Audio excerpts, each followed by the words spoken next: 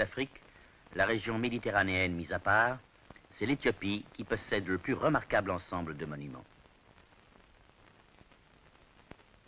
La majeure partie de cette richesse du passé se trouve le long de l'ancienne route commerciale éthiopienne, la route historique reliant le lac Tana à la mer Rouge.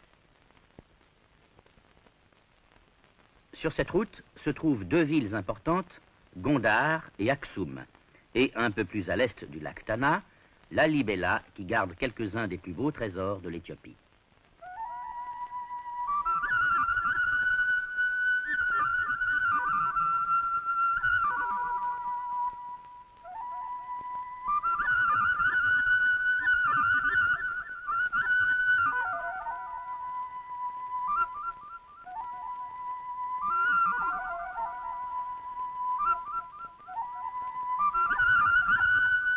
Le lac Tana est au cœur de la vie religieuse et politique de l'Éthiopie à travers les siècles.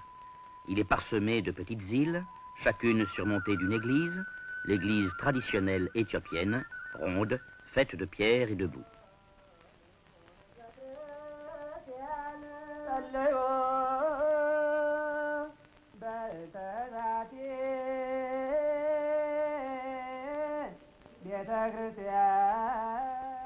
Certaines de ces églises ont été construites au XIVe siècle et contiennent de nombreuses richesses artistiques, croix, icônes, manuscrits, peintures murales.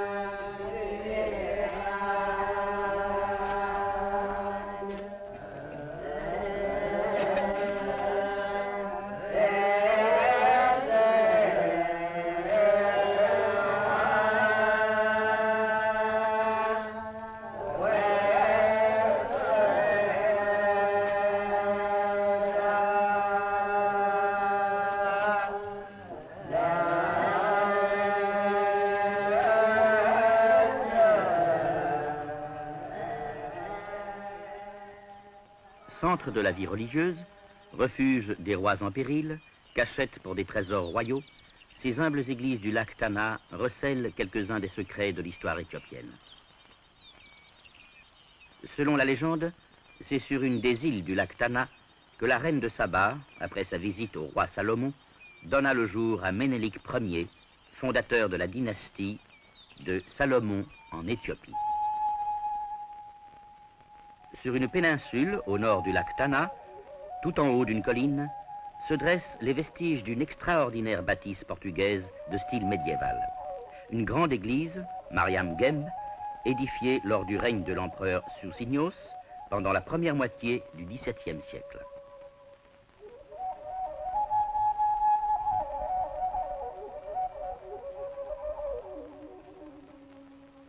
Derrière l'église, les ruines d'un couvent.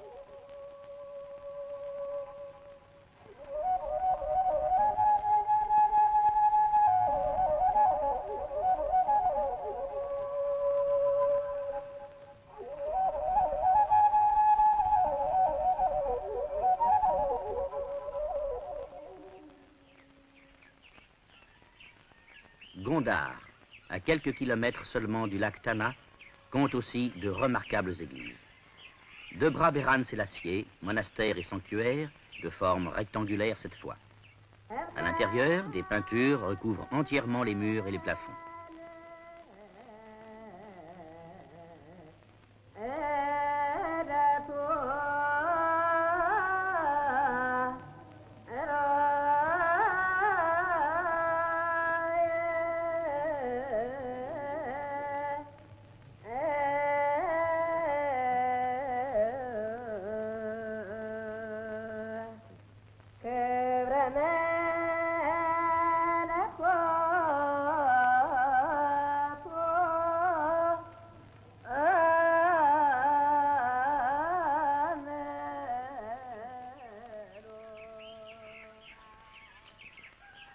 La religion est une dominante de la vie en Éthiopie. Les églises ne sont pas seulement des œuvres d'art, mais aussi des centres de foi où résonne la voix des fidèles, comme lors de cette veillée pascale qui a duré toute une nuit dans l'église de Medanalam à Gondar.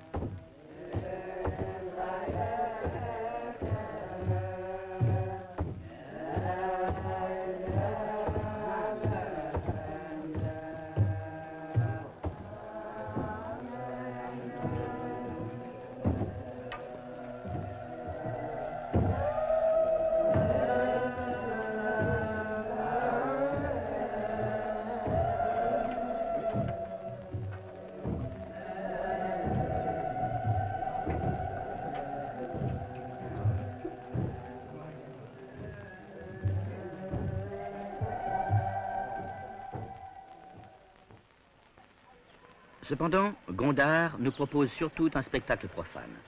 Dans la ville royale, derrière ses murs, se trouvent un grand nombre de constructions du XVIIe et du XVIIIe siècle, époque où, dans toute sa splendeur, elle était la capitale de l'Éthiopie. C'est le roi Fassilides qui fonda en 1636 la ville de Gondar. Peu de temps après, il donna l'ordre d'édifier ce palais. À l'autre extrémité de la ville, il installa un bain royal et un petit palais de 2 étages pour y accéder. À l'intérieur de l'enceinte royale, des empereurs successifs, Johannes Ier, David III et Yassou Ier, ont bâti des palais, des églises et d'autres édifices.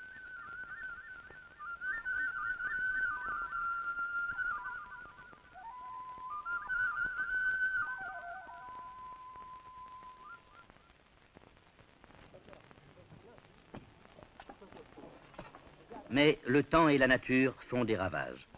Et certains de ces jalons de l'histoire réclament des soins immédiats. Il faut protéger et renforcer les murs, les sols et les toits. C'est une des raisons pour lesquelles l'UNESCO, dans le cadre de son programme de protection de l'héritage culturel, collabore avec les autorités éthiopiennes. Il s'agit non seulement de restaurer et de préserver ces monuments, mais aussi d'aider à mettre en place les infrastructures nécessaires à leur sauvegarde. Ces richesses culturelles, en effet, doivent être plus aisément accessibles aux visiteurs de tous les pays du monde.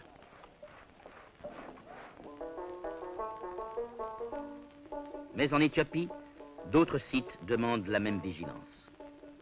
Dans la ville historique d'Aksum, par exemple, à quelques 360 km au nord de Gondar, on restaure les vestiges d'un palais de l'époque impériale.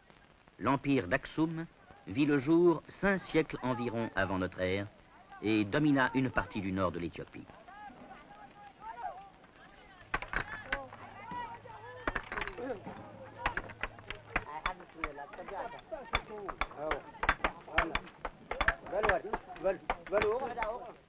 Ici, il s'agit de garder vivants les fruits de la recherche archéologique. Après une étude minutieuse, les murs sont restaurés aussi fidèlement que possible.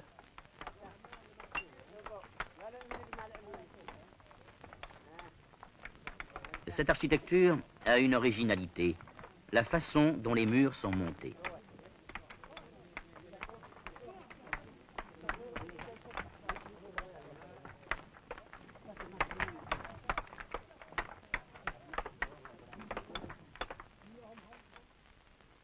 En plus de cette architecture singulière, l'empire d'Aksum nous a laissé nombre d'obélisques et de stèles taillées dans la masse.